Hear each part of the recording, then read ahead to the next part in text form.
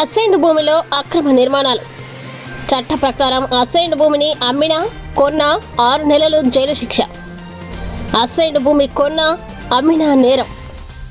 లబ్ధిదారు వారసులే అనుభవించే హక్కు.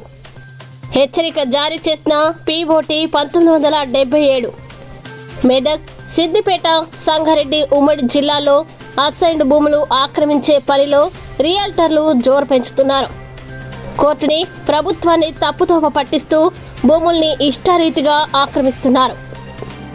ఇక నుండి అసైన్డ్ భూములు కొన్నా అమ్మినా 6 నెలలు జైలు శిక్ష తప్పదని అసైన్డ్ భూముల బదలాయింపు చట్టం పీఓటీ 1977 కారాకందీగా తేల్చి చెప్పింది. అసైన్డ్ భూములు కొంటే చట్ట ప్రకారం శిక్షార్హులు.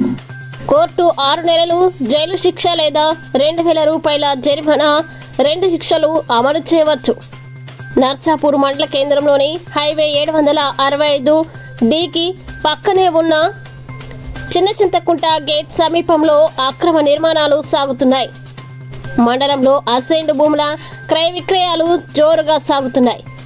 స్థానికంగా కొందరు ప్రజాప్రతినిధులు రియల్ మాఫియాలకి తొత్తులుగా మారి అసైన్డ్ భూముల్ని అగ్రిమెంట్లు చేస్తున్నారు.